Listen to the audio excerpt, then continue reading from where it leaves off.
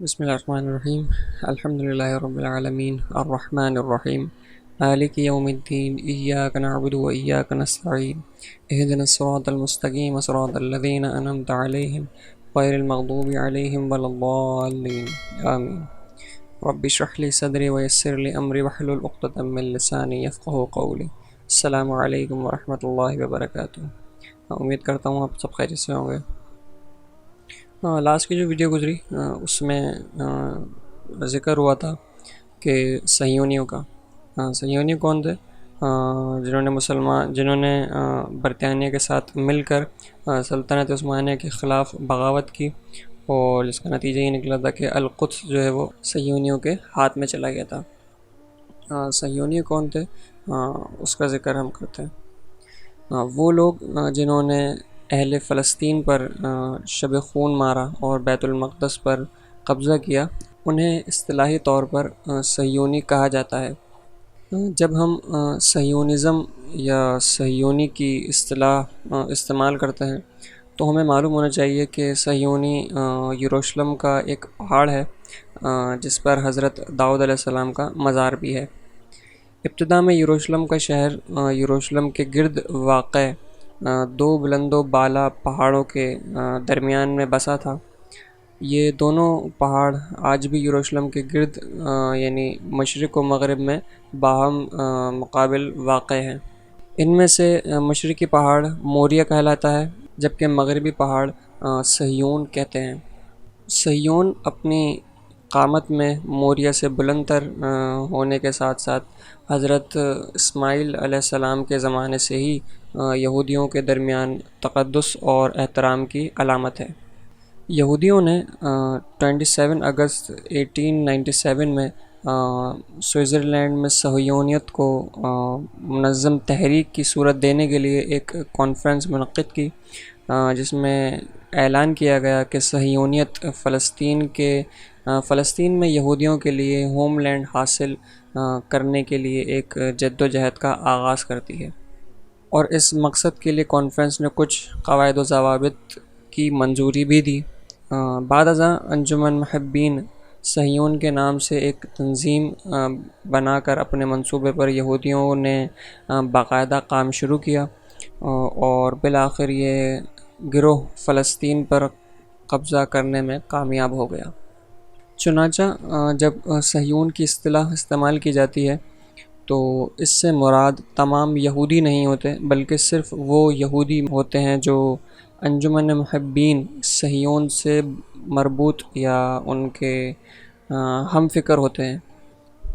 یہودیوں نے اسرائیل کی صورت میں فلسطین پر قبضہ کرنے کی خاطر جو انجمن بنائی، اس کا نام انہوں نے انجمن محبین صہیون اس لیے رکھا چونکہ صہیون کا پہاڑ عرصہ قدیم سے یہودیوں کے لیے محترم ہے، اور اس طرح وہ اپنی انجمن کو صہیون پہاڑ کی طرف نسبت دے کر دنیا بھر کے یہودیوں کو ایک پلیٹ فارم اور ایک نظریے پر لے آئیں، یعنی محبت صہیون پر اکٹھا کرنا چاہتے تھے، جو کہ اس میں وہ کامیاب رہے. کتب تواریخ کے مطالعے سے پتہ چلتا ہے کہ یہودی بطور قوم خدا کی نعمتوں کو ٹھکرانے کے باعث اور انبیاء خدا کو ناحق قتل کرنے کے علاوہ اپنی اخلاقی ابتری اور باطنی مکر و فریب کے باعث زوال کا شکار ہوئے تھے. فرعون کے زمانے میں جب یہ شاہی استبداد کا نشانہ بن رہے تھے تو خدا نے حضرت موسیٰ علیہ السلام کی صورت میں ان کے لیے نجات دہندہ بھیجا. حضرت موسیٰ علیہ السلام نے فرعون کے سامنے قطعی طور پر دو ہی مطالبے رکھے کہ اولاً یعنی پہلا تو اللہ تعالیٰ کی ربوبت اور حاکمیت کا اعتراف کرے، اور بنی اسرائیل پر اپنے مظالم بند کرے. حضرت موسیٰ علیہ السلام ایک طرف تو بنی اسرائیل کی خاطر فرعون سے ٹکرا رہے تھے، جبکہ دوسری طرف بنی اسرائیل کی مکاریوں اور عدم تعاون سے روز بروز مسائل میں گرفتار ہوتے جا رہے تھے. چنانچہ حکم خداوندی سے آپ نے اسرائیلیوں کو ایک قافلے کی طرف یعنی ایک قافلے کی صورت میں بحیرہ احمر کے راستے کی طرف سے ہجرت کرنے کا حکم سنایا۔ حضرت موسیٰ علیہ السلام کی قیادت میں یہ قافلہ روانہ ہوا تو فرعون بھی اس کے تعاقب میں نکل پڑا، یعنی پیچھے نکل پڑا۔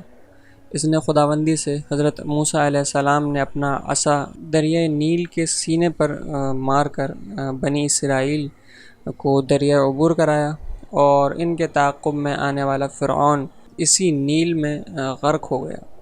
دریا عبور کر کے بنی اسرائیل حضرت موسیٰ علیہ السلام کے ہمراہ کوہ سینا تک پہنچے، اور اسی مقام پر تورات مقدس کے متعدد احکامات بھی نازل ہوئے۔ اسی طرح 1 سال گزر گیا۔ 1 سال بعد حضرت موسیٰ علیہ السلام پر یہ حکم نازل ہوا کہ بنی اسرائیل کے ہمراہ فلسطین کو فتح کر لو، کہ وہ تمہاری میراث میں دیا گیا ہے۔